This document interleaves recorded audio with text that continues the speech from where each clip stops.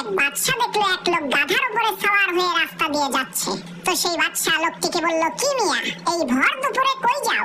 আর তোমার এই গাধাটা এত রোগা পাতলা কেন? গাধাটাকে খাইতে চাইতে দাও না নাকি? বাদশার এই কথা শুনে সেই লোকটা বলল, মহামান্বিত বাদশা, আমি যাচ্ছি এই গাধাটাকে বিক্রি করতে।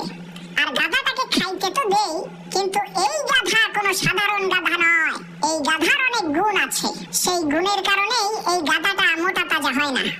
বাদশা কয়, আচ্ছা তাই নাকি? তো এই গাধার কি এমন গুণ আছে যা আমার এই গাধার উপরে যদি কোনো ব্যক্তি উঠে বসে তাহলে সে মক্কা মদিনা দেখতে পারে? লোকটার এই কথা শুনে বাদশা বলল, আরে বেয়াকুব, কি সব যাতা বলো?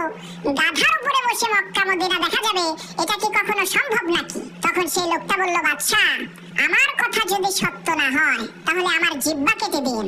বাদশা কয়, আচ্ছা ঠিক আছে, তোমার কথা যদি সত্য হয় তাহলে তোমার এই গাধাটাকে আমি নিজেই কিনে নেব। বলো গাধার দাম কত? তো সেই লোকটা বলল, এই গাধার দাম হচ্ছে 50,000 টাকা। এদিকে এই আশ্চর্য ধরনের গাধার খবর সারা এলাকার মধ্যে ছড়িয়ে পড়ল। মুহূর্তের মধ্যে এলাকার বিভিন্ন জায়গা থেকে লোক আসা শুরু হলো। এই বাদশা মন্ত্রী মশাইকে বললেন, মন্ত্রী, আপনি এই গাধার উপরে বসে দেখেন তো মক্কা মদিনা দেখতে পারেন কিনা। তো মন্ত্রী মশাই সেই গাধার কাছে উঠলো, মহামান্বিত বাদশা, এই গাধার উপরে বসে মক্কা মদিনা শুধুমাত্র ওই লোকেরাই দেখতে পারবে যারা কখনো চুরি করে নাই, যারা কখনো বাটপারি করে নাই, যারা কখনো মানুষের হক মেরে খায় নাই। বাদশা কয়, আরে আমার মন্ত্রী খুবই সৎ মানুষ, সমস্যা নাই। তো কথা অনুযায়ী মন্ত্রী সেই গাধার উপরে উঠে পড়লো। এরপর সে ডানে তাকায়, বামে তাকায়, উপরে তাকায়, নিচে তাকায়, মাগার কোনো জায়গায় সে মক্কা মদিনা দেখতে পারে না। তখন বাদশা জিজ্ঞেস করলো, কি মন্ত্রী মশাই, কোনো কথা বলছেন না যে? মক্কা মদিনা কি দেখেছেন? তখন সেই মন্ত্রী মনে মনে চিন্তা করলো, তোর সবচাইতে বড় ধোঁকাবাজ, সবচাইতে বড় প্রতারক, কি করা যায়?